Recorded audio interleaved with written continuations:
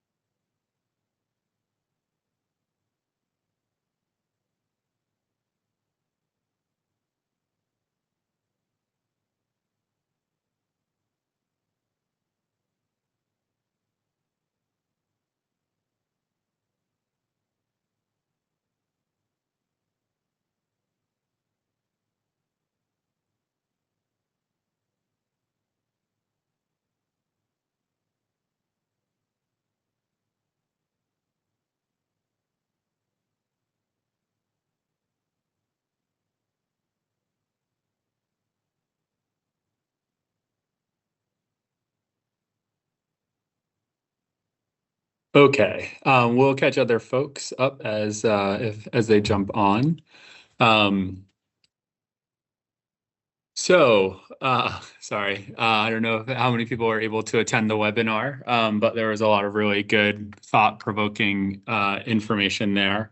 I guess today where we want to start is just see if there are any questions. It's been a little over a week now since the NOFO has been out. Folks may have been able to read it, and I'm sure lots of questions have come up. So just from this group, any questions that we can try to answer, and if not answer, try to see if we can find the answer out about the NOFO.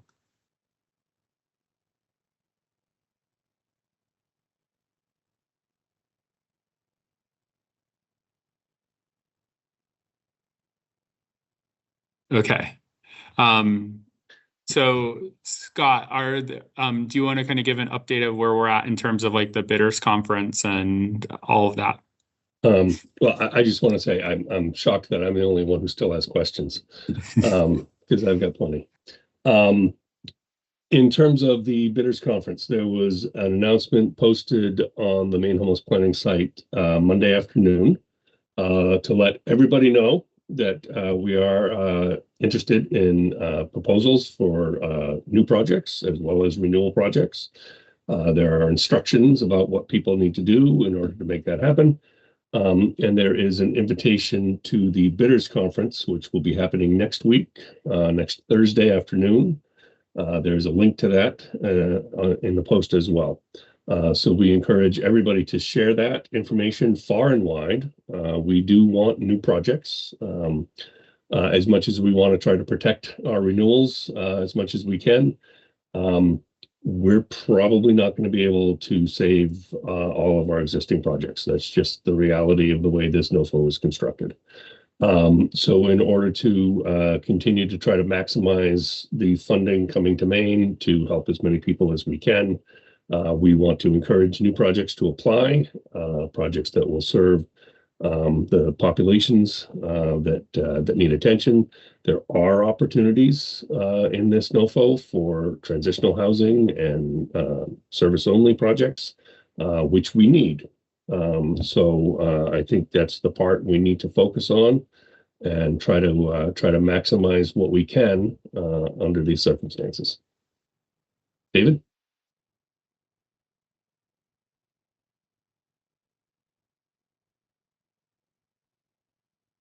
I see your hand, but you're still muted. Yep. How about now? Sorry about that. That's better. When I clicked on it, it asked me if I minded a recording. So, Scott, that last statement you made about projects at risk, and we probably won't be able to get all of our projects through. It's very hard. I was just in that webinar. It's very hard to determine where you are as a project. Based on your analysis that you guys have been able to do, what are maybe you're not able to answer this question, or maybe this isn't appropriate for you guys to answer, but what would you say the most challenging projects that are currently existing will be the most challenging to get through this new process? I would say the biggest challenge will be the currently existing projects getting through. We will protect what we can in tier one, but that is it's up to the board to determine priorities, how they want to prioritize the projects. Even if they only focused on permanent supportive housing, there's not enough room in tier one for everything that we have currently funded as permanent supportive housing. Okay. Some of those are going to be pushed down into tier two. Anything in tier two, new projects are going to be prioritized at the HUD level, regardless of how we stack them up there. So renewals in tier two, as explained in the webinar, are going to fall to the bottom of the list. And that's not a good place to be. Okay. And it will be up to the board. Like, just for fair context, when we were going through this in the winter, there was a push to prioritize like the permanent supported housing projects. So I'm not certain that will be the same this time, but I think that's probably like a safe expectation. There may be ways to think about reallocating renewal projects that we don't anticipate are going to be in tier one and consider applying as a new project, and like looking at like different project types.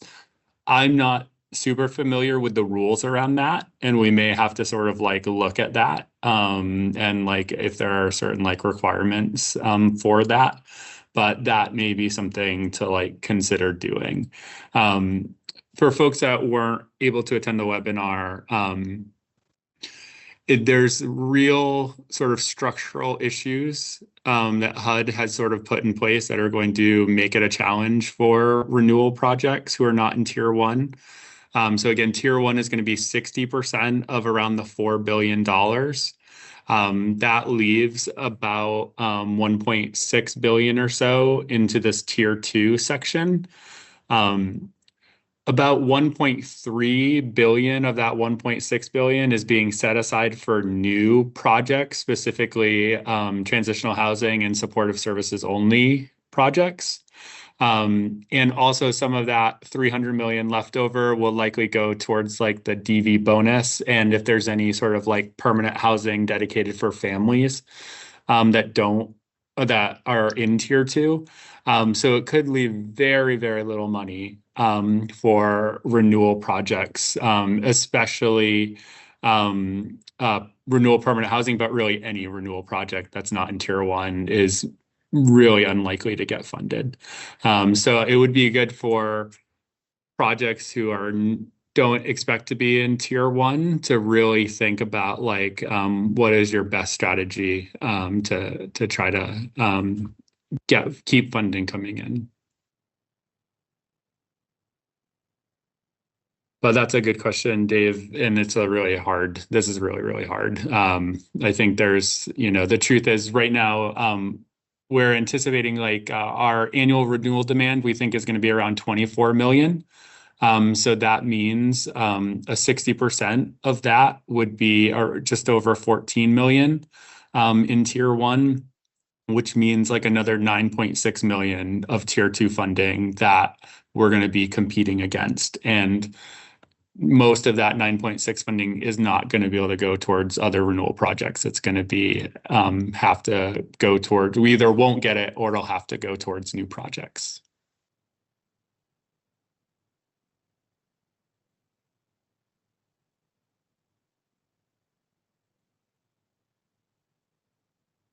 Other thoughts or questions that have come up for folks? Yeah, please. Sorry, I don't mean to monopolize. Just all of the questions that Scott probably has, I have now. Okay, so this helps with sort of applying these very, very complicated rules and new standards. So the main COC board is going to meet after absorbing this, they're then going to identify a definition of projects for tier one. Is that a fair way of describing that, Dan, or? So it's a little bit more complicated. Like what they will do is they will approve scorecards, and the scorecards themselves can sort of prioritize certain types of projects. Okay. And or they will adjust like the ranking protocols, which is my hunch is like probably how they will manage this largely because it's kind of the most straightforward way. Okay. And in those ranking protocols, they will like prioritize things like potentially like HMIS, right? Like every COC needs HMIS. If it's not in tier one, it's not guaranteed, and then we can't operate and we're all in trouble without HMIS. So there are certain things like that they will have to make decisions about. And so it'll probably happen. And I think the board meets, I think they're getting a briefing maybe this Friday. And then their actual meeting is June 23rd or somewhere in that 24th. 24th. Yeah.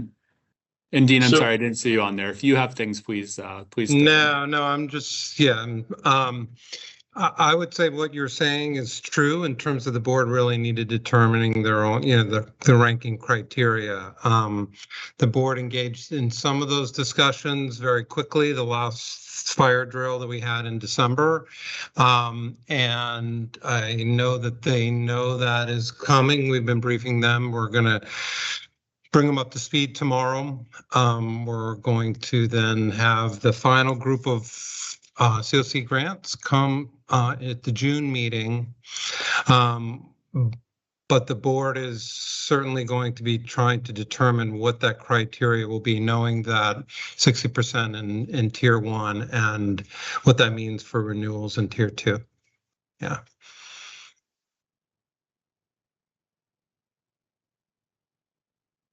So I actually had a two-part question to that. And so the other part of that question is, when would existing providers learn if their current projects are being considered in tier one? And the reason I'm asking that question, just for context, is there's a lot of grant writing and preparation that needs to be prepared for this. So what I'm trying to figure out is, should we focus on whoever is in, a current, should they be focusing on a renewal, or should they be throwing their current project out the window and trying to find an acceptable structure that would support the clients we're currently supporting in some way? I hope that makes sense. Yeah, I would jump in on that, Dan. I would just say that we're going to give you as much information as quickly as we can. I don't know exactly when that date will be. We have our bidders conference coming up, and then we're asking for individual organizations to put in their letter of, commitment at that point in time. That's that's an initial step. And we're mapping out the timeline and trying to determine what the sequence will be in terms of when we'll be able to give you that, more clarity. But again, that will be a decision that your organization will need to certainly make. But the list with the scoring and ranking will probably be available sometime in like mid-August. So the final application is due like towards the end of August. Applications, I think, for the COC level stuff are going to be due at the end of July. Then the selection committee will meet, review all the applications, do the scoring and ranking. That goes to the board. The board will vote, and then it'll get released to everyone. And then there will be a window for like appeals before it finally gets submitted. So it'll be sometime in August where you'd know like where the project scored and ranked and if it was in tier one or tier two.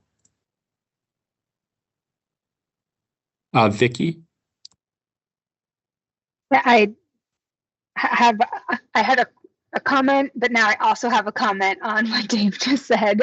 So if you'll indulge me for just a minute longer than I had anticipated.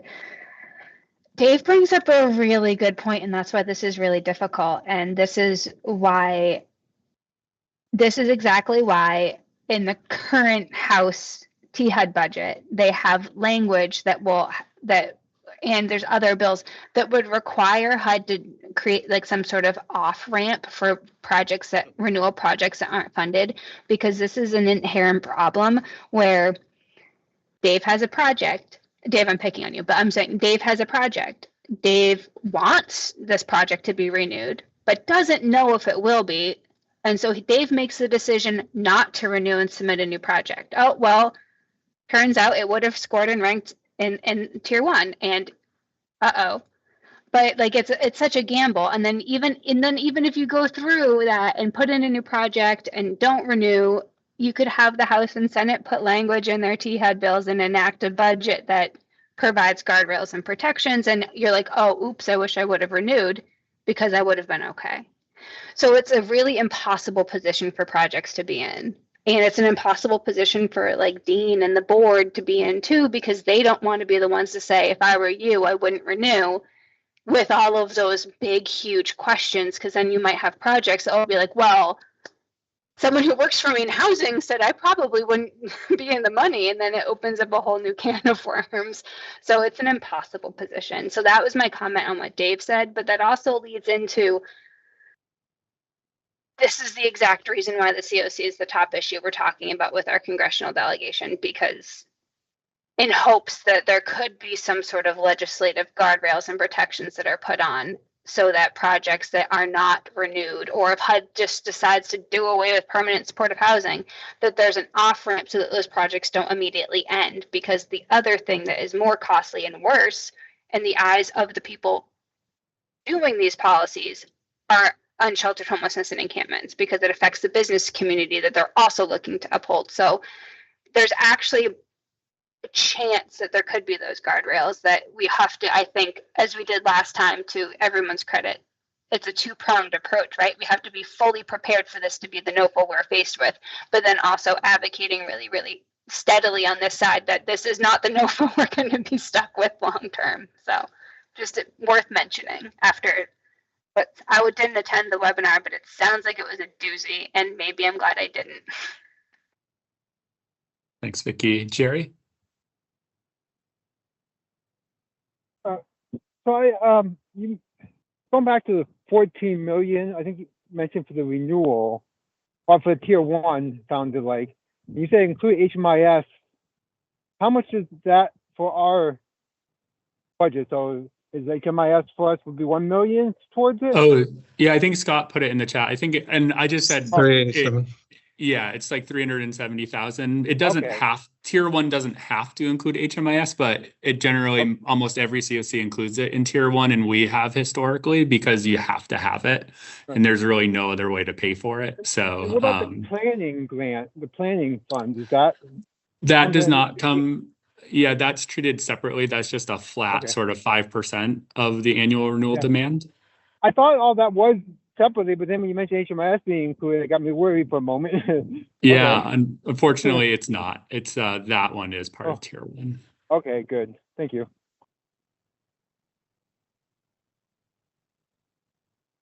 No, this is all very confusing and complicated stuff, and I get lost all the time. Jody. Hi, everyone. If there was a project that currently was a joint THRRH project, would it be more advantageous for that project to, you know what I'm going to ask, Scott, don't you? Would it be more advantageous for them to break off and just submit a new project versus any kind of effort like a transition or renewal? The biggest concern right now with any new projects that we submit is that there is one little tiny paragraph in the middle of the NOFO that says HUD will prioritize new projects for COCs that have demonstrated the capacity to reallocate funding. We have not. So depending upon how strictly they adhere to that, we may not be eligible for any new projects at all, whether that's from scratch or a conversion, transition, anything. We did not get any new projects in 2024, even though we scored decently, not great, but not horribly. But we didn't get any new projects. We asked for a formal debriefing and we never received it. So we do not know if the reallocation issue is why we did not receive new projects in 2024. If that was the reason, then it is possible that same reason will prevent us from getting any new projects again this time. But we don't know.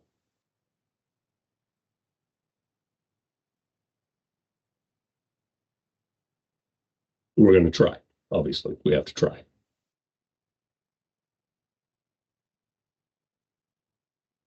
I'll sneak If in it one were- more quick question. What Yeah. would the top 2 recommendations for project applicants? What would your team have to say? Well, in theory, new projects seem to be the way to go with this NOFO. Whether that's the right move for an existing project to try to convert is impossible to say right now. Yeah, understood. And things said on the webinar that were interesting was that nonprofits can't do rental assistance through transitional housing projects. So that's a big barrier potentially for some people, just the way it's written in the statute. I guess they updated it and they said nonprofits can for permanent housing projects, but they didn't change it for transitional housing projects. As a system, there are points available in this NOFO if at least 30% of the projects in the system are supportive services only projects. So HUD is trying to have COCs move away from completely permanent housing. So if we have 30% of our projects ranked are supportive services only, there's a good chunk of points available. So from a system lens, there's some benefit to that. There are limits, right? Like if you have supportive services only, you can't provide rental assistance for the people that you're serving, but it would allow you to provide other case management and other types of services. So a lot of it also depends on the services the population you're working with needs. Awa? Did anybody get a feeling that Ann Oliver and her crew will sue? Because like she said at the beginning, their lawyers were going to look at all of this. And I think that would be our saving grace if it happens in any. So. Yeah, I mean, I would probably say, while the first NOFA and, the first couple in December, et cetera, with this administration, we were all sort of really fixated on the legal aspects and what that might bring, et cetera. Although that may still happen in some way, shape, or form, I think our best focus is really to assume that it's going to move forward as is and be as prepared as possible. The climate and, people's attention to the legal aspects are not what it was on the first one, first of all, but also they've adjusted quite a bit of the language to protect themselves. Yeah, I would expand on that to say, I kind of hope somebody does sue them, but we can't wait around to see if that's going to happen.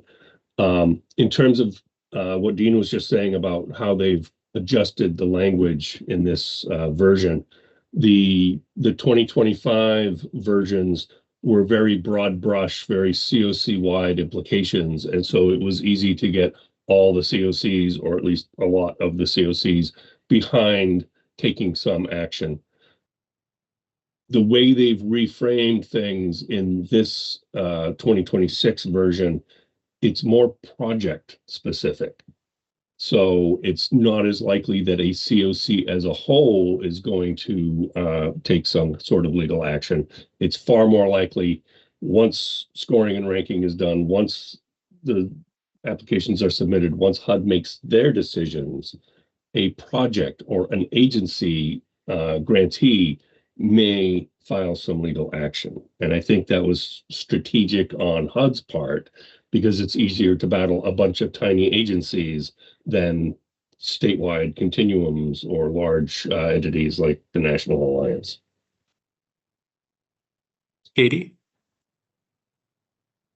I think one of the things that people get confused about sometimes when it comes to the legal cases is it was pretty straightforward that the basis of the lawsuits that we saw unfolding late last year in December was really centered around procedural issues, right? So one, had HUD complied with the Administrative Procedures Act? The court said no. Two, were they compliant with any implementing legislation? The court said no. What the court said after that, though, was if you're compliant with the Administrative Procedures Act, and there was a lot of conversation around the timing of things and when they were stopped from changing what was already in motion, what were the deadlines that they had blown past.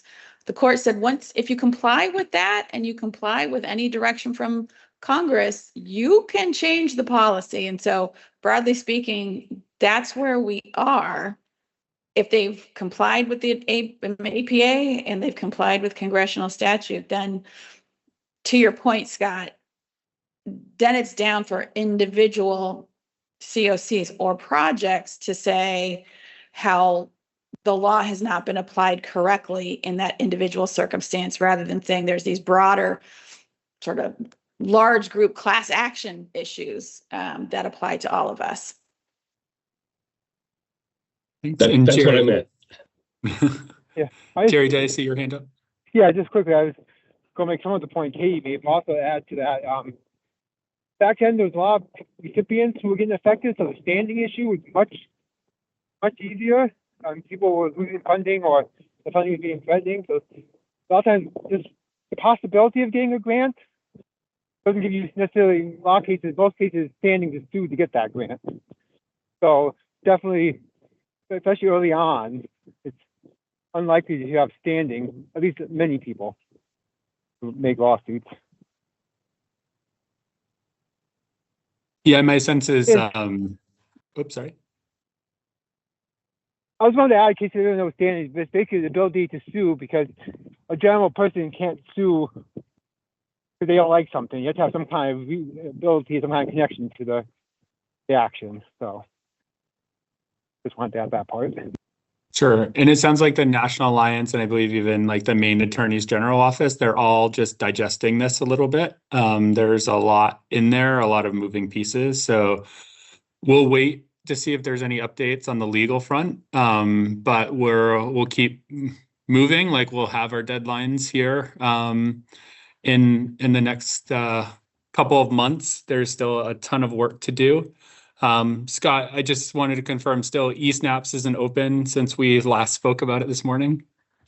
I have not checked since this morning, but it was not open then, and I have not seen any notice to that effect. Okay. So, well, maybe not great, but it's not open. That too is going to help determine like how quickly we can start working on the COC narratives. So as folks may remember, we kind of reviewed last time the list of the merit review, so how HUD's going to score application, and the most points are going to be around COC coordination and engagement. So that's like a lot of different narrative questions. So I'm hoping that gets open soon, so we can start plugging away at getting those different questions answered. Again, because this is a unique NOFO, and the way the scoring and ranking and even picking of tier 2 projects is so unusual and different than the normal process.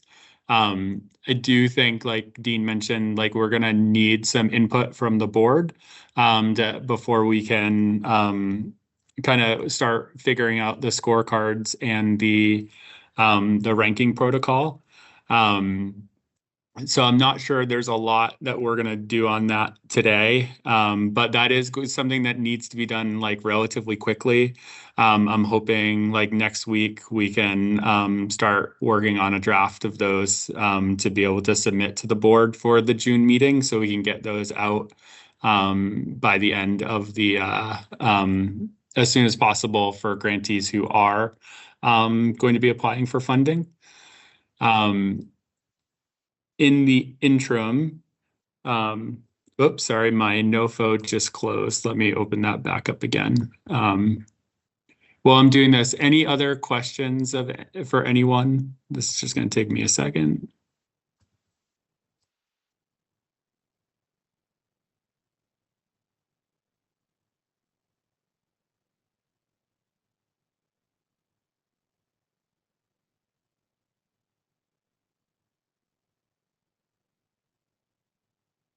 Sorry, this is the downside of having a million windows open and clicking the wrong button. All right. So we do want to figure out, sorry, the work plan and sort of like what next steps that we need to take as a group. So as we mentioned, Scott, can you review sort of the timeline for everyone again? That way they know like the bidders conference and when the dates are due. Sure. So the bidders conference is going to be next Thursday afternoon. We are requesting letters of intent from both new and renewal applicants. I believe June 22nd or 24th, the Wednesday there. The local competition deadline would be July 22nd. And all applications have to go through eSnaps. That is the only way to apply. That'll give us time to send everything to the selection committee to review, score, and rank. We will be announcing the results of that. I can't remember the exact date, middle of August. I want to say the 15th, but that might not be correct. I don't have my calendar open. And then that'll give us time for potential appeals to be dealt with prior to the final submission to HUD on August 26th. It's a Wednesday. It's clear that it's going to be that Wednesday. Some places in the NOFO say 8 p.m., some say midnight, but we'll definitely try to get it in ahead of time because historically eSnaps has a bad habit of shutting down at the last possible minute. So we'll try to get it in before the final deadline, if at all possible. And I will be, when I have some free time, I will be drawing up a calendar with all of that information, and we'll be sharing that on the Maine Homeless Planning site. Just haven't had time to get around to it yet. Thanks, Scott. All right, so today we've got about 25 minutes left, which is not a huge amount of time, but there's lots to do. So we'll try to work on next steps. Part of that merit review, so what the COC is going to be scored on is the system performance. There's 64 points available that will largely be based on the data. There may also be some narrative parts. But to get a good estimate of where we're at, Scott and Dean, I was wondering if we could set up a meeting with ICA to see if they could help assist us in sort of estimating what our point totals may be from those different sections. Does that seem like a reasonable step? Yeah, I think that they, when I spoke to them this week, they said that they'd be more than willing to jump in and help us. So figuring out what we want from them and, you know, when, certainly we can work with them on that. Awesome. Dean, would you set up a meeting then? Maybe you, Scott, and I can meet with them and we can just chat a little bit about like what would be helpful from them. Yeah, so historically, there is an HDX competition report generated in the HDX system where all of our point-in-time housing inventory, system performance, longitudinal systems analysis, all of that. The competition report pulls out all of the pieces that plug into the NOFO. Assuming somebody on the HDX team has anticipated all of the changes HUD is asking for, all of that will be there and available. It is not there yet. One thing HUD is asking for, and they slipped it in amongst the actual data that we do collect, was this thing about reducing the number of encampments. That is not something we've been required to track. It is not something we have reliable data on. So that particular data point is going to be a challenge. So maybe we can talk about that for a moment. I'll pull it up just so everyone can, actually, Scott, can you give me the ability to share? Yeah, sorry, hang on. No worries.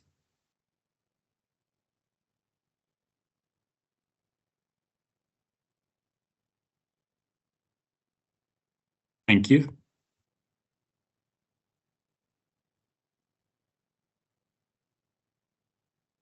Okay, so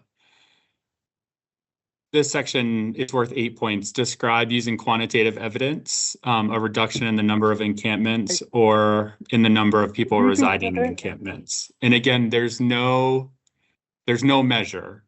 So we need to discuss right now, like what makes sense in terms of like where should we start in trying to figure out how to get some data for this. I think we chatted about this a little bit last time, but Katie? I'm just getting in the queue, Dan, but if you've got more table setting to do, you can come to me when you're done.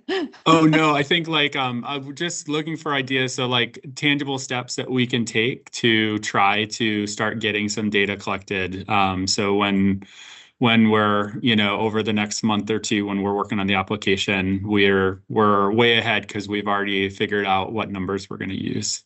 So I see two key issues that we need to decide, which shouldn't be insurmountable. And then we can begin to collect that either hub by hub or region by region, whatever works, right? And that is, one, we need a definition so that we are framing what does an encampment look like, so that when those of us on the ground are collecting that evidence, we know that one person camping is not an encampment, two people camping is an encampment. If that's what we were to decide for, 3 days or longer, we've got to have that definition. And then second, we need to have a time frame. What's the time period we're measuring for our quantitative assessment? If it goes, 23 to 2025, that'll look different if we're just looking at 2025. So I would say once we figure out those two key bookends, those of us on the ground can begin to assemble some data. And then, of course, I think the second part of what you had up on screen talks about any plans. And I think that is an important part of the follow-up. What plans do we have to address this issue going forward? Great. I was also thinking like, this may be hard, right? But like, if we did sort of like a percentage of municipalities that have encampments, it would be a super low percentage, I think, right? Out of all the municipalities in the state. I guess it depends a little bit how you define it. But there may be ways to like make that number look pretty strong. And if they're not going to give us a way to do it, I think we should try to frame it in a way that looks as positive as possible. We have done some things, right? Like there's been significant work done in Portland. There's been significant work done in Bangor. We have done work in Waterville. I could talk all day long about the specific plans that we have to, rapidly respond to these things as they occur. So I feel like some of the work was done though in like 23, 24.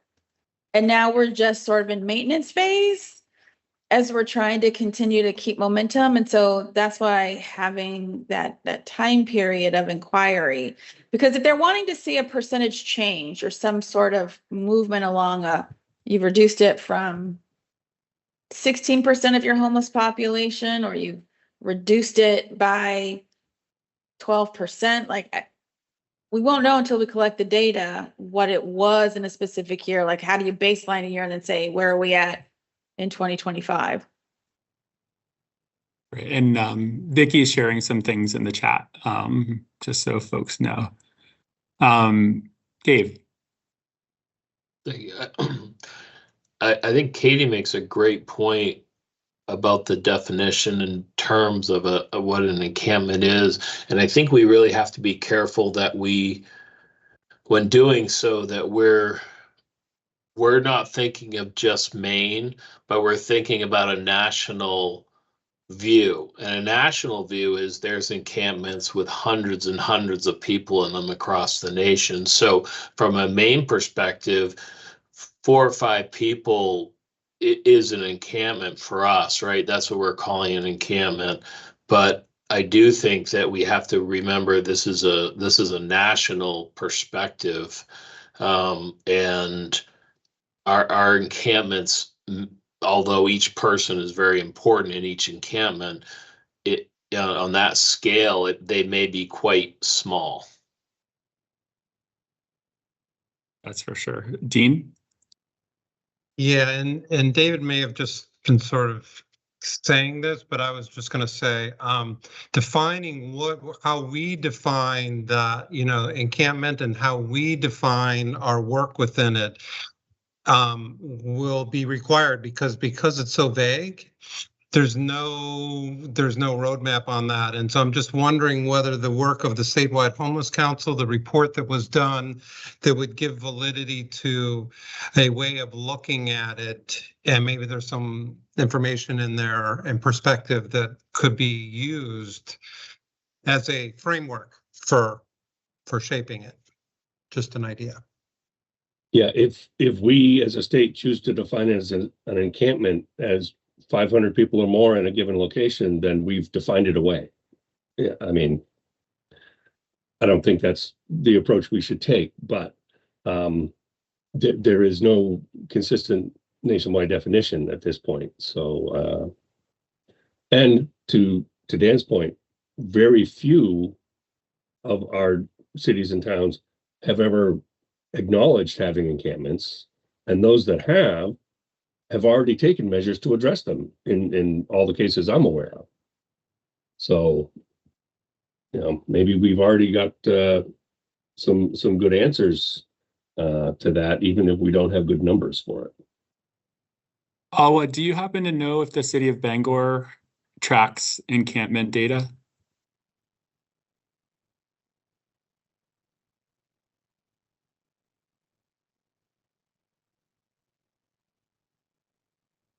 She might not be available. Jerry. Yeah, well, I was gonna say while I was thinking, what do some other rural states count for encampments, like New Hampshire, for example? So just do we have any examples? Maybe we can contact some of the other smaller rural states. Oh yeah, they can hear me. But especially for rural states, that's how Beverly's talking about. Sometimes other rural states might have more common definitions that we could use, and these would be not arbitrary. It seems like one of the problems might be we can come up with an arbitrary definition, 3 or 2 or 500. So we may have 1,000 encampments, we may have 1. But if other states like New Hampshire or other rural states have a certain definition, we might be able to just use if it works for us as well. Might be a way to look for it at least. And there may be more context in the question, like how the question is asked in the NOFO, that will help shape this a little bit. Catherine did say that the city of Bangor does track encampment data. I think the city of Portland does too. So I think those are the 2 municipalities who probably dealt with this issue the most. So they might be able to show us percentage reductions over the years. It's pretty significant for sure. Not necessarily unsheltered homelessness, but at least in Portland, there's not, the same types of encampments as there were a couple of years ago. Okay, so defining the encampment, I guess we'll kind of wait maybe and see how the question is phrased. That might give us a little bit more information. If there's not, I think we define the answer or how we define encampment in our answer and just use that as the data point. And the strategy can be to really kind of show the work that's been done in the communities that have dealt with them, and then highlight that most communities in Maine do not deal with encampments. Any other thoughts around that system performance measure? I would say, does it make sense if we're meeting weekly? Certainly Vicki and I have experience pulling these various different definitions from various places. Does it make sense to come with sort of a snapshot of how it's been defined for next week so we can begin to just reach some consensus? You know, one of the things that I'm conscious of in Maine is that although encampments don't look like urban encampments like Skid Row in Los Angeles or in other large, West Coast urban municipalities. A couple of things make it different in Maine. One, it can be seasonal rather than year round. And two, in a rural state like Maine, it's not necessarily in your face the way it is in large West Coast metropolitan areas, right? So we might have larger encampments, but they're off grid places that are hard to reach and they're not causing social friction.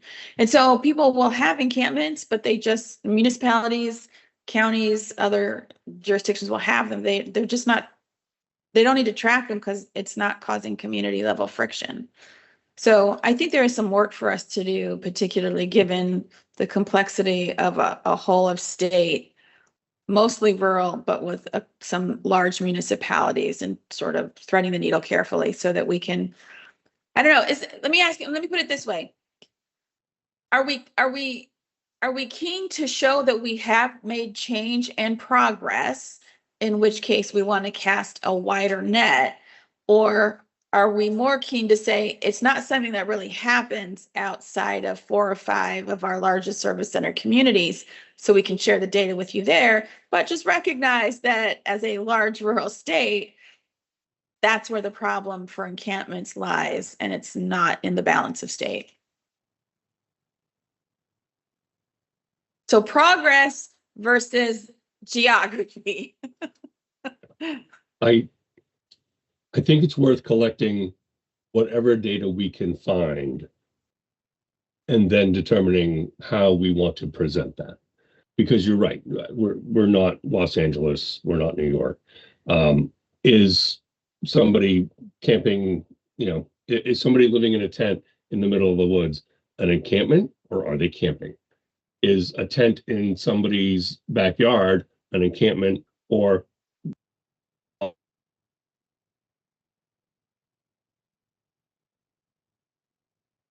We may have lost Scott there.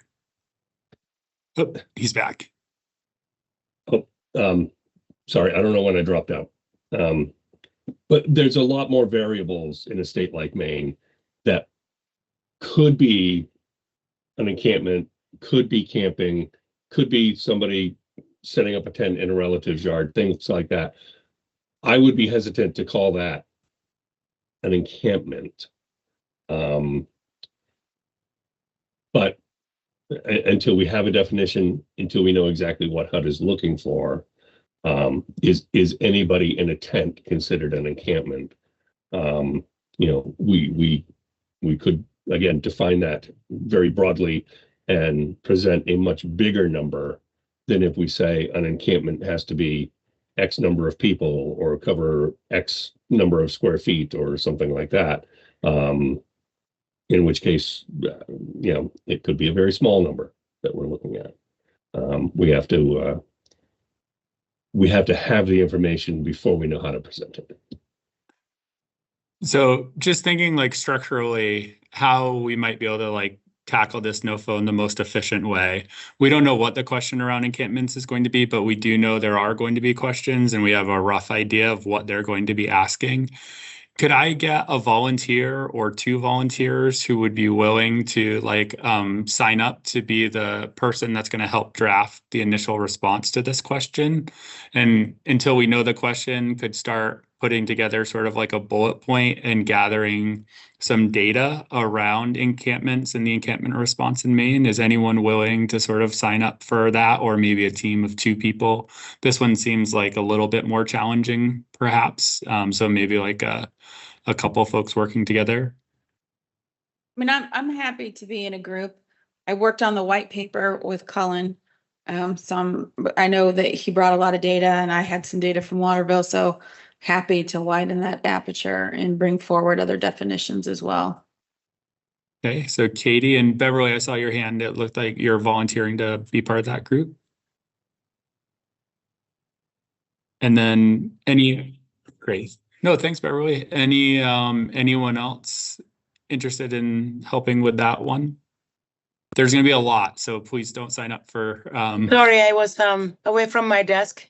So what are we assigning? Just Katie is going to help take the lead on the encampment question when it comes, and in the interim, until we know what the question is, she's going to help, and Beverly's going to help kind of bullet point the outline of like what our response could be, and then start to gather some data around how to support quantitatively, like it asks us to how like we've reduced encampments over the last several years, and even define what we're using as a definition of an encampment. You're right. Okay.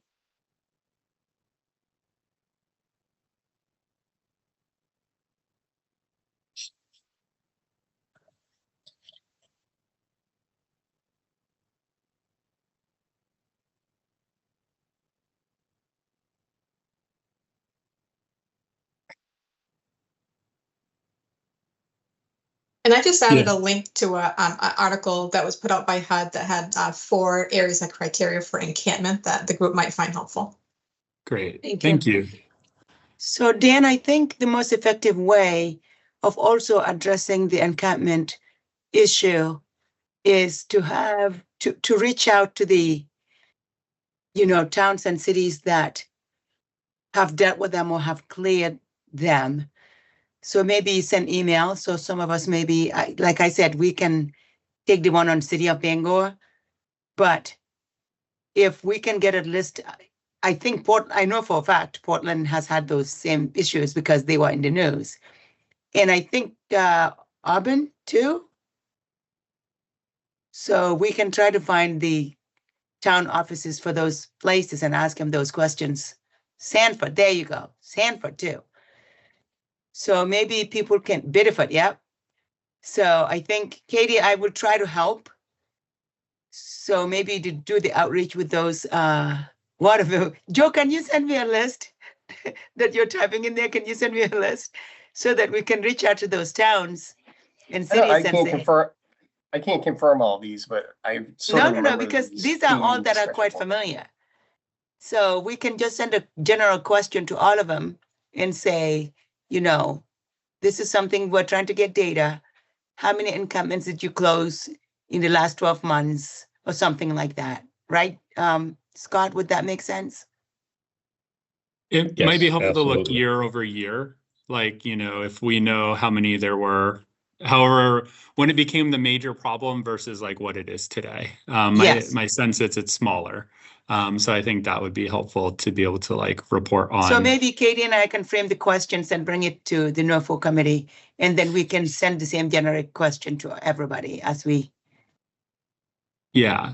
And in a bit of a response to Katie's question about like, how do we want to frame it? I think the approach should probably be in most of these answers, like, let's write it to the person who's grading it. Like we know kind of we kind of know what they want to hear. So I think like really thinking about how to, frame the work that we're doing in alignment with those priorities is what makes sense, right to the test in this case. We only have 3 minutes left. So thank you, Katie, Bev, and Awa. For doing that. I think hopefully eSNAPs will be open and we'll have the questions for the next NOFO committee meeting. But if not, my intention would be to go through each of the sections and continue to like try to assign small groups who will help. I already saw Hannah willingness to help with the DV questions. That's great. Thank you, Hannah. I'm also willing to help with whatever, but especially the veteran stuff. So we can go through the different sections that we know there's going to be questions.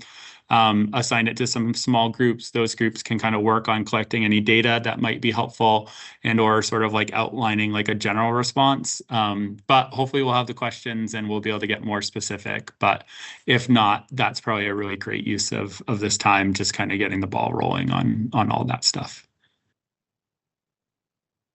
All right. Any last questions before we end in the last couple minutes here?